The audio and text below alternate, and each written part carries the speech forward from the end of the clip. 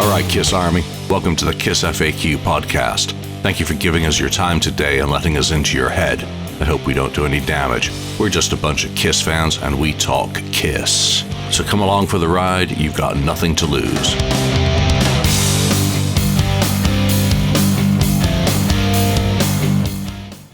All right, welcome to the KissFAQ Podcast. Hey, look who's back with me. And guess who's written another book? Well, another book. It's Joey Casata from the number one podcast in the universe, Podcast Rock City, drummer extraordinaire, author extraordinaire, and I bet he sings and dances as well. Now that is an introduction by the powerful and attractive Julian Gill. How are you, my friend? Thank you so much for having me. I'm doing really good. You know, I got a mail call this afternoon and look what dropped in my mailbox, and mine doesn't have any bars across it. So mine's the real deal. That means it's been purchased. So I've managed to have a quick flip through it. I also tuned into Podcast Rock City. What was it? Saturday night this week. So I was able to hear you talking all about your new book. It seems just like yesterday that we were talking about The Order of the Rose, because I was late getting you on the show when we did that episode. But for Kiss drummers, the heartbeat of the hottest band in the world. That's a great title. And that's absolutely true. And not only because you're a drummer and an egomaniac, and you know that drummers are the foundation of a band, but it is true. Without the drums, you've got nothing to build the sound on. Explain that as a drummer. Yeah, I mean, you know, to start, I listen, sometimes creativity flows through someone and I go in bursts. So obviously I'm writing Order of the Rose. That thing flew through me. That story flew through me so fast. I was writing every night, and just all the stories and the imagery and all the stuff just was flowing through me so fast. As soon as I was done with that, and you know how it works. You know, you go through the print process and get the cover ready, and you get the layout ready and all that stuff. I was itching to, I can't sit still. I'm not the type of person that sits down and watches a lot of TV or does, crocheting or anything like that. So I sit down at night, my kids are asleep, and I'll put some sport. Obviously I'm a big sports fan. I put some sports on, I put some Sports Center on, and I start writing. And early on last summer, I started writing the book you just held up. Mine does have the bar across. Unfortunately, I didn't buy my own. I started writing about the Kiss drummers. I wanted to really dive deep into what these guys meant to all of our favorite band. And I think, obviously, listen, you've done it, I've done it, everyone has done it. The Kiss stories have been told over and over and over again. But what I love, and what you do so well too, I like to come from different angles. I want to tell the story from a different set of eyes, from a different point of view. And what better point of view to me?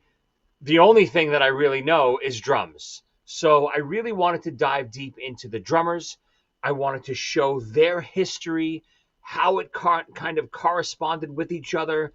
Peter Criss, when he was doing the Alive tour in 1975, what was Eric Carr doing in 1975? We think of Eric Carr as almost like his life starting in 1980 because he joined Kiss. And we think of Eric Singer almost the same way. We think of him as starting on the Paul Stanley solo tour. But there's so much to these guys before those years that I wanted to not only explore that stuff, but then, of course, I wanted to dive deep into drum nerdom and talk about all their gear over the years. Why did Peter use Ludwig early on in his career and then switch to Pearl around the Alive Dress to Kill tour? So, I just wanted to dive deep into these three guys like never before.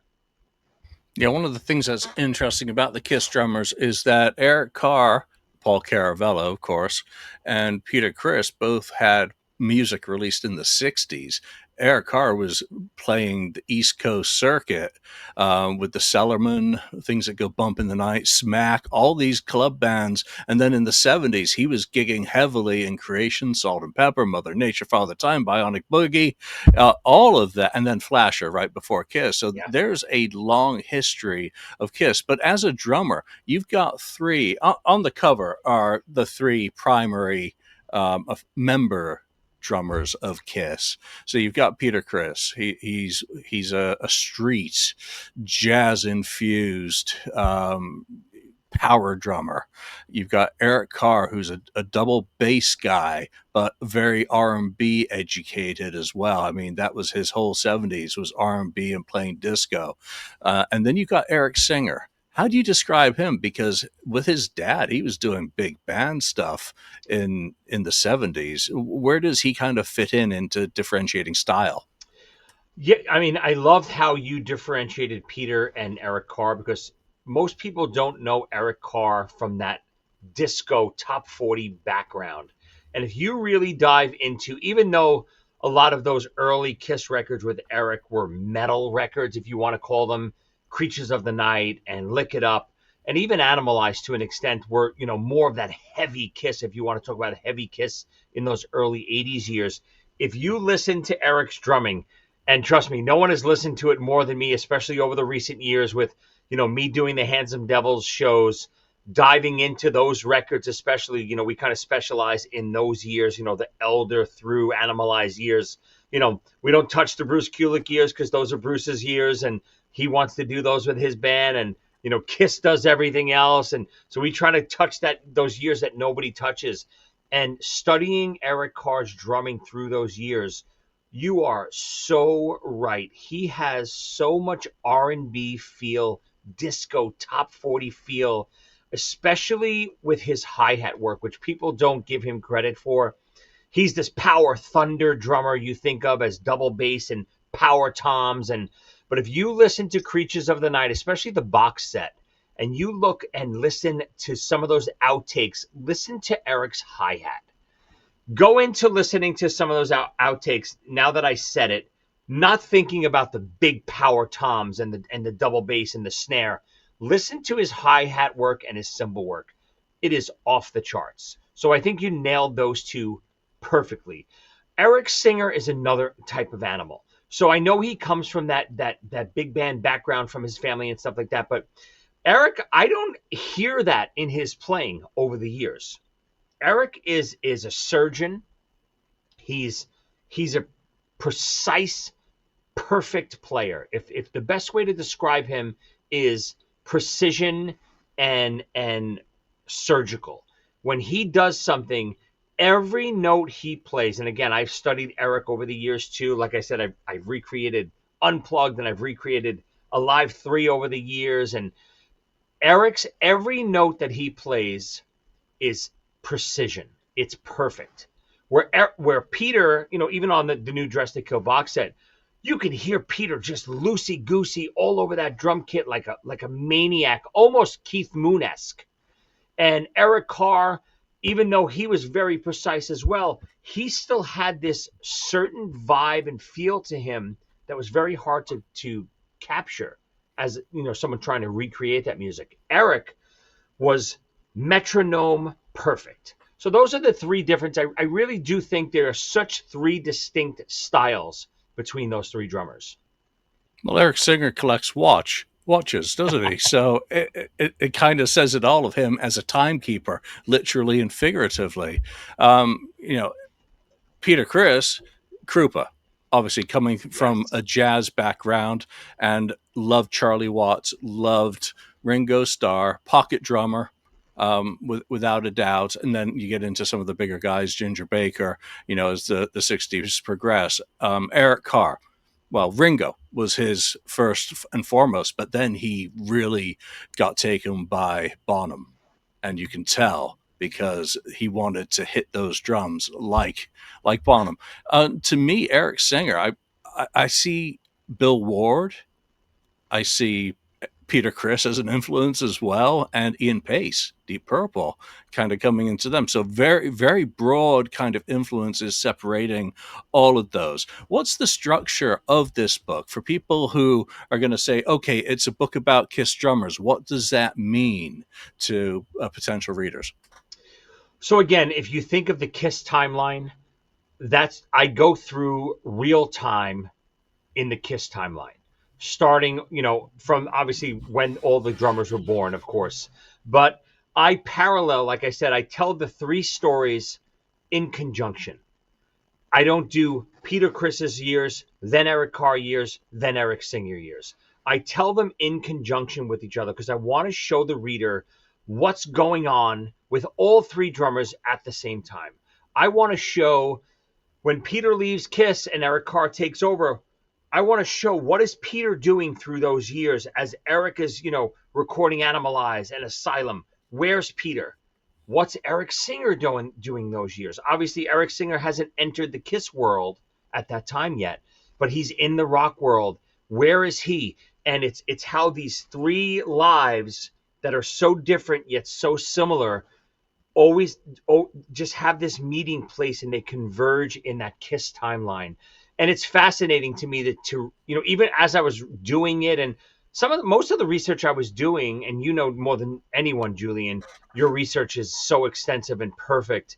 The research I was doing, I found so many things out that I didn't even know, that I didn't even realize that was going on during the years. Because again, when we're Kiss fans, we're thinking about Kiss, what's going on in the Kiss world. We're not thinking about what are these other guys doing at the same time.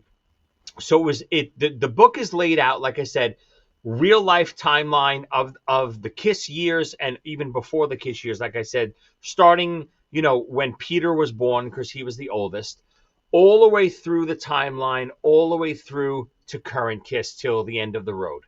And it just shows the parallel, like I said, the gear, the contracts all these guys were signing with their endorsees. What gear did they use? Why did they use that gear?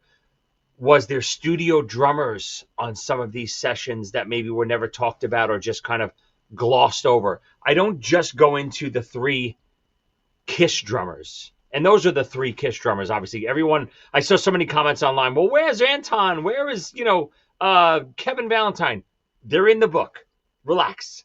They're all in there. Every drummer, just about, I hope I didn't miss anyone, that has recorded on a Kiss record is in this book. And I explore, I don't go through every single song in the catalog, but I go through most of them. And every record gets its due, and I highlight a lot of the big drum tracks on those records, talking about the drum track, the sound of the track, the feel of the track, why this is happening and why that is happening. And, I kind of give not only my reviews, but I've compiled so many other reviews and quotes from different magazines and newspapers and books and articles over the years from Paul, Gene, Peter, Ace, Eric, Tommy, Vinny, everyone you can think of that was talking specifically about the drumming on these records. And like I said, I start all the way from Kiss and I go all the way through Monster, talking about all those records. Yeah, one of the things that I like about you writing a book like this is that you've had to pick apart a lot of Kiss drum tracks in order to be able to perform them properly or convincingly That's a to better the word. events that you, yeah, that you've Because I don't know if been. I don't know if I do a proper job. No, but you do know if the feel that you're translating by your interpretation of what you're listening to when you transpose it, because drum notation's a very weird thing, and a lot of it wasn't done back in the day. Peter wasn't writing notation down for Right. what he was doing. Neither was Eric Carr. So there is a free reign in drumming to a certain degree in order to get those main ingredients of beat and accents going to present the song. So what I like, I've only had a brief opportunity to flip through this, admittedly, at this point, is that you're talking about playing the music and what it takes and some of the elements that each one of these drummers is injecting into the performance, which in most cases is captured in the studio. And I think you've done it in a very entertaining manner that's easily understandable to the non-drummer, because a lot of people aren't going to be able to, go into the finer details of drumming tech. I mean, I don't know whether you want to be Drumeo and trying to communicate that to readers. Very true. And again, listen, the last thing I wanted to do is write drum notation for this book and show you parts. And that is complete drum nerdom. I didn't build this book for Kiss drummers and Kiss drummer fans. I built it for Kiss fans who wanted to see the history of Kiss through the eyes of the drummers.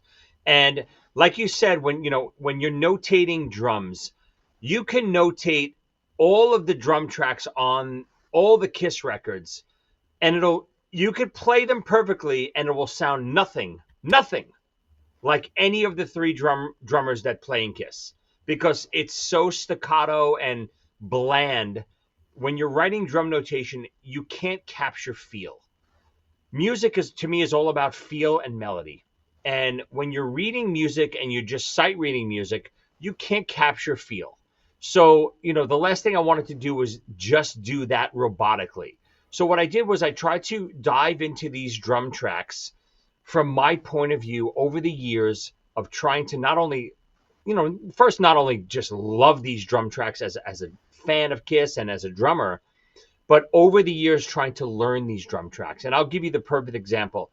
What I'm doing right now for the Kiss Vegas pre-party event is some of the weirdest stuff I've ever had to get prepared for. And I know I just did The Elder in its entirety, and I did Creatures of the Night in its entirety. So the Handsome Devils, like I said, is based around that middle Kiss era. The Elder, Creatures, Lick It Up, Animalize, all that stuff. But then I'm also creating on the same night, we're recreating Kiss Alive. Possibly not fully in its entirety, just because we are adding the Ace tribute at the end now. So we are going to cut it down a little bit just to get it a little bit more concise. But learning Kiss Alive at the same time as I'm diving deep into some of these Creature, Lick It Up, Elder tracks is some of the weirdest stuff I've ever had to do in my life, because the contradicting styles of the drummers are so blatant. One minute I'm playing She, and then I'm looking at Not for the Innocent. And God, the styles couldn't be more different. And it's fascinating to me that Kiss and which is why I love Kiss. I've said this a gazillion times. I've probably said it to you a gazillion times. I love Kiss because of all the different sounds and eras of Kiss. I don't love just the first 6 records. I don't love just the non-makeup years like some fans. I don't love just the revenge years.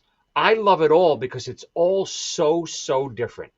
If you're trying to learn something on Unmasked, as a drummer especially, and then you're trying to learn something on Creatures, and then you're trying to learn something on Hotter Than Hell, God help you.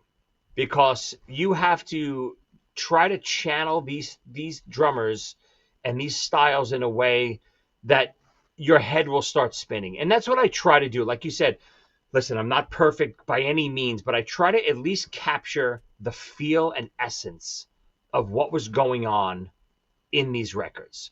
So that's what I do in the book. When we're diving deep into the songs of the book, not only am I, like I said, I'm pulling all these different quotes from over the years of Paul talking about Eric Carr's drumming, or, Peter Chris's drumming in the 70s, all the big drummers that he influenced, whether it's Mike Portnoy or Charlie Benanti and all these guys that he influenced, getting quotes from them.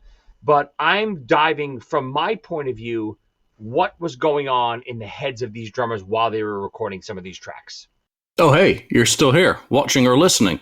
Why don't you hit that subscribe button or click the like one? And if you want even more, click on the join button on YouTube. Thanks for your support.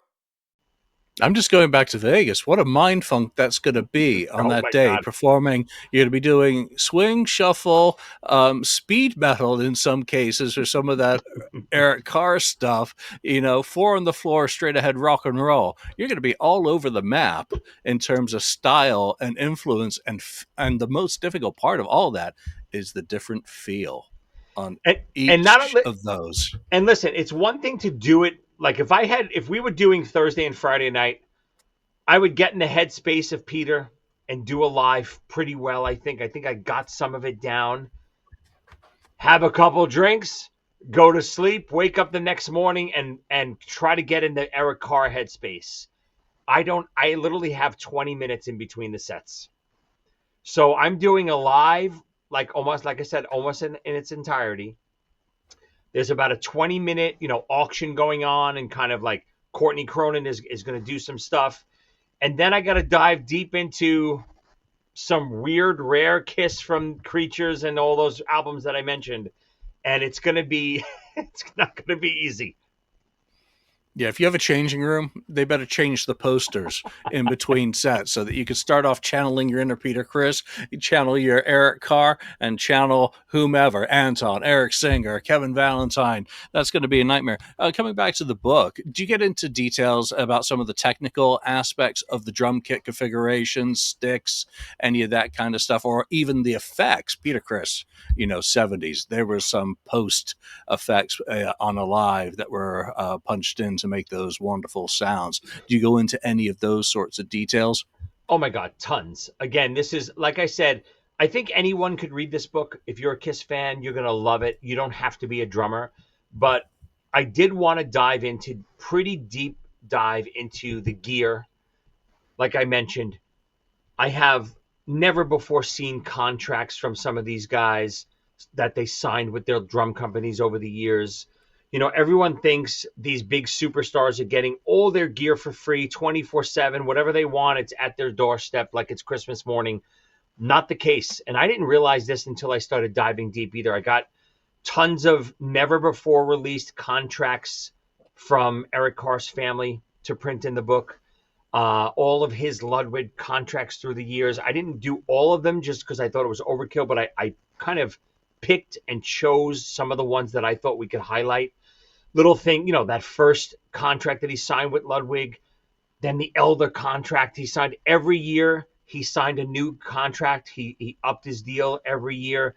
And from what I can tell, he got one kit, anything he wanted, any configuration. So I kind of printed the not only the contract that's outlined that, and it said, the term of the contract was for 1 year. But then we found a lot of the old order forms that Eric sent in. This is what I want for this tour. This is what I want for this tour. And I have exact, literally the order form with the model drums, model LXT2465, Tom 8x10. And it's very, very in depth of all the stuff Eric used over the years. And then, rewinding to Peter, like I said, I've been, researching this for such a long time. I talked to my good buddy over at Three Stars, Mark Giacchini, and some of these other drum nerds that I talked to over the years. We were trying to all piece together what Peter Chris was doing in those early Kiss years. Early Kiss years, he was using Ludwig exclusively. From what I can tell, I think on the first 3 records is all Ludwig. Then he tried to get a Ludwig deal, and they from what I researched, they basically said no. They didn't believe in Kiss. I think it was Ludwig was a pristine, top-notch company then. Ringo and Bonham and all these guys are using Ludwig, and anyone is using Ludwig. They don't want these weird guys in makeup, representing them. Yeah. So, they basically said no thank you to Peter. So Peter, I don't know if I couldn't find out if Pearl kind of came to Peter or Peter came to Pearl, but Pearl was an upstart company, and they signed Peter to a deal. And from what I could tell, the first kit that he got was that kit he used on Midnight Special that he winds up destroying at the end of Midnight Special. So he uses it once. He knocks it off the stage, and he has to go back to Ludwig for a little while because he has no other Pearl kit. He just destroyed his only Pearl kit. So stuff like that is fascinating to me to dive deep into. And of course, I look at all of Eric Singer's stuff too as well, all his Pearl endorsements, his Pearl ads over the years when he first became a Pearl artist. So I dive a pretty deep into all of that stuff. I even look, like you said, some of the engineering stuff of how they got certain sounds on certain records. Over the years, why didn't they duplicate that Creature sound on Lick It Up? What did they change about the sound to make it, if you want to call it, more commercial with the times? So just all those real nerd drum stuff, it's all in the book, but I talk about it in a fun way that it doesn't feel like you're reading an encyclopedia. I hope it feels like you're reading the story of these guys. Yeah, and it is. One of the things I love with Eric Carr is that transition. Obviously, the Unmasked tour, he had one kit into The Elder. I think Ezra got him a special kit that he used for some of that. And then, of course, Kiss Killers has its own kit. Creatures has its own kit. And then Lick It Up has that very commercial thing coming into play. So they were dialed in with him at that point. You've mentioned that you also feature some of the other drummers who've appeared on Kiss albums. How do you incorporate them into the story? I mean, obviously there's Kevin Valentine, there's Anton Fig, there's Alan Schwartzberg, pardon me, who came in and he did overdubs and stuff as well as playing on certain tracks. How do you bring them into the story? And did you do percussionists like Jimmy Malin? I didn't go deep into like the percussionists and stuff, but I will tell you, Anton, of course, again, if you want to think of him as the fourth drummer of Kiss, Anton is very heavily featured.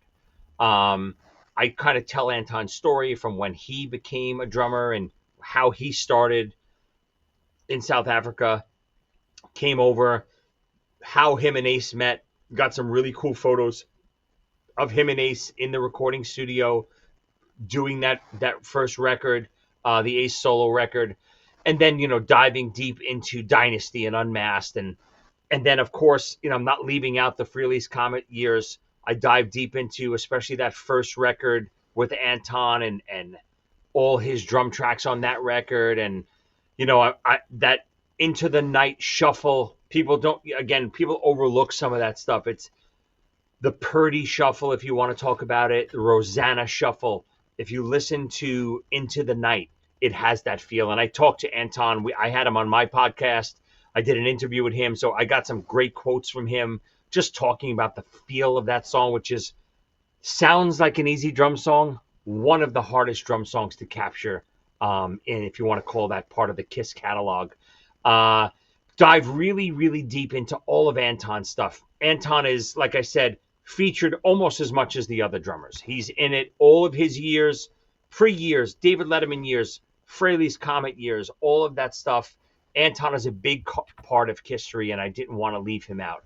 And then, of course, I examine all of the solo records, like I said, because I go through the Kiss timeline in real time. So I'm looking at all the solo records. I'm looking at who played drums on Gene's record, who played drums on Paul's record, who played drums on Ace's record we just talked about, but more so, who played drums on Peter's record?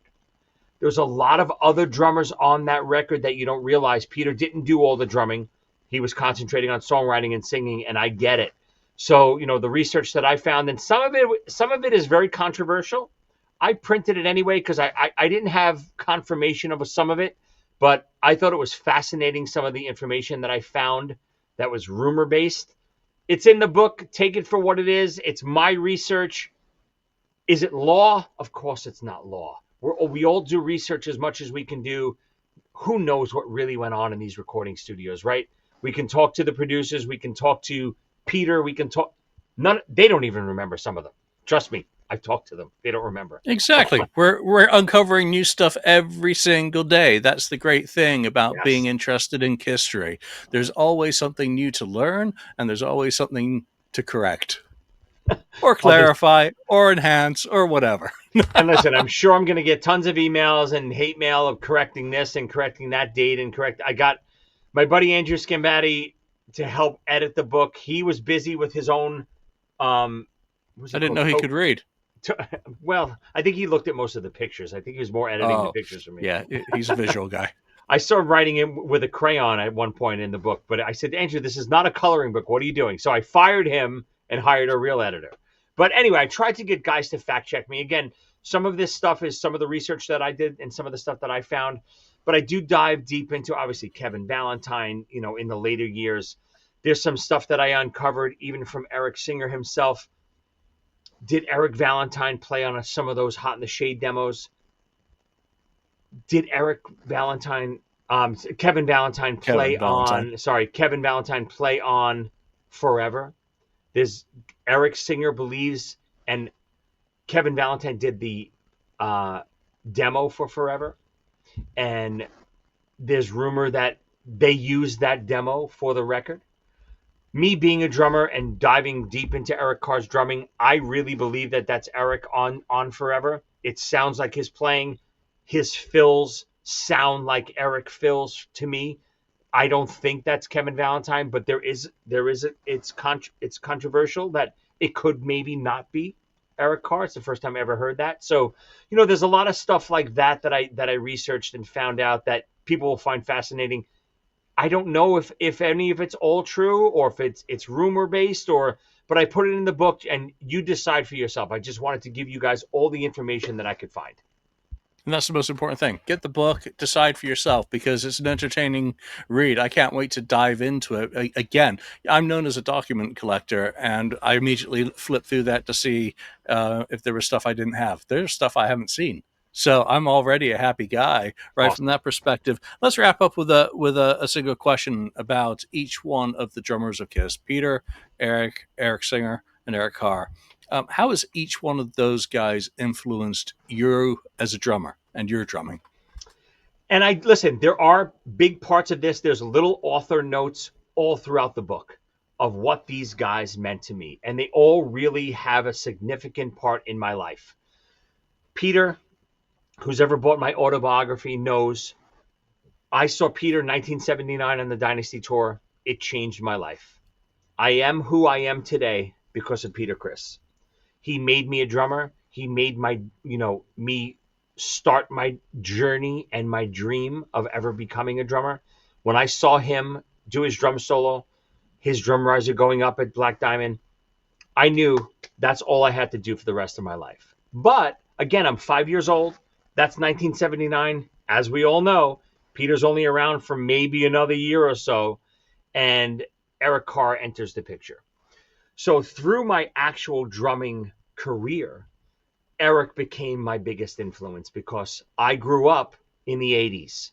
So all of those 80s Kiss records, starting with The Elder, which was the first record I ever bought with my own money, all the way through Hot in the Shade, Eric's drumming became my Bible. And if I want to use one thing more than ever, the Kiss Animalized Live Uncensored video is my Bible. I could play it in my sleep. I've learned it. I've loved it. I've lived it for 40 years. So Eric was my biggest drum influence as far as my playing over the years. Peter got me into drumming. Eric became my influence. But again, Eric passes in 91. I'm only 17 years old. I'm still very impressionable.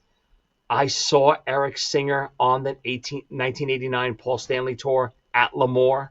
I was front row center. I still have my leather jacket from that night. It was so crowded and everyone was so sweaty, even though it was in the middle of the winter. My leather jacket actually started cracking because of all the sweat that was hitting it. I took it off, preserved it. I've never touched it since. Eric changed my life that night. Seeing him play some of those Kiss songs with reckless abandon. Eric Carr was still under, if you want to call him on a leash or under control or in a cage, however you want to. Eric didn't have the free reign. Eric Carr didn't have the free reign that Eric Singer had. Paul Stanley said, do what you do and let's have fun. It wasn't Kiss. It didn't need to just be Kiss songs played the Kiss way. It was, let's go balls to the wall and go all out. And Eric Singer did that. And I remember I got a bootleg copy of the Eric Singer, the playing with Paul Stanley at Toad's Place. and the sound on that quality, that video was so spectacular. I studied it forever. So Eric became such a big influence. I saw the Kiss Revenge tour, the Club Date tour at the same location, Lemoore. Eric's playing again blew me away, even though I was heartbroken that Eric Carr had passed. Eric Singer and his playing, because again, it was so over the top compared to what I've heard in Kiss prior, which was, semi-restrained to a point. His drumming influence became very apparent in my playing as well. So they all meant so much to me growing up, and as a drummer, I took a little bit of the shuffle of Peter, I took the power of Eric, and I took a little bit of the precision of Eric Singer, and I tried to make my own style over the years. Nice. That's a great way to put it. Will you be selling signed copies of the book in Vegas? That's the plan. It's always a challenge. I'm not going to travel with the books just because I'm traveling with a little bit of gear and my luggage and all that stuff. So I am going to be shipping some books to the Vegas. It's always a challenge trying to not only get them there on time, find them when I get there, making sure the hotel staff didn't lose them. So the plan is, yes, I will have a box of books to sell and sign and whatever you guys want to do. So I hope to have books in Vegas. If you're thinking that there's a chance I won't have them, it's true, because you never know if they're going to get lost. Buy a book on Amazon, bring it with you. I'll gladly sign it for free. And these books are available exclusively on Amazon, shipping worldwide today, aren't they? They are exclusive on Amazon, Amazon Prime. You could literally order it. As soon as you hear this interview, you'll have it a day or two later. There's one caveat. Because I did print in full color, and I'm sure you saw it, Julian, because it's full color, for some reason, and I don't know the reason, I didn't find out until I kind of hit print, Australia and Japan do not offer full color printing through Amazon. So as of right now, my good friends in Australia and Japan can't get my book on Amazon. I plan on putting out, unfortunately, just the black and white version on Amazon as well. And you will be able to order it in Australia and Japan. I'm sorry that you can't get the full color copy. Yell at your Amazon dealer. Or come to Vegas. Or come to Vegas. I like that. Yeah. All right, Joey Casata, congratulations on yet another publication. One I'm looking forward to, digging into. And also, have fun in Vegas, because it sounds like you've got your work ahead of you. And you're going to have to be the Rocky Balboa of drumming to put on that entertainment. But I'm sure the fans who are there are going to absolutely love it. It's going to be a great show. Again, if anyone doesn't know, I'm playing the Kiss pre-party in Vegas on the Thursday night before the Kiss event kicks off. I start off doing the live set with Jeremy and Ryan from Ace's band and Zach Throne from Ace's band. We're doing basically all of Alive. I take a 10-minute break. Then I hit the stage with the Handsome Devils featuring, Todd Kearns from Bruce's band and Luis and Gabriel from Red Devil Vortex. We're doing all the rarities you can ever imagine. And then to close the night, we're doing a full Ace tribute. I might jump on for a song or two, or I might be passed out getting an IV in the back room at this point. But Scotty Coogan, the amazing Scotty Coogan, is going to jump up with the Ace Frehley band. They're going to do a full Ace set to tribute Ace's passing, and it's going to be just a wonderful night. I literally think there's about 3 tickets in general admission seating left. Grab one if you can at kisscancergoodbye.com, and it's going to be a fabulous night. What a great way to end this. Thanks a lot for taking the time to join us and tell us about your book. Thank you, brother.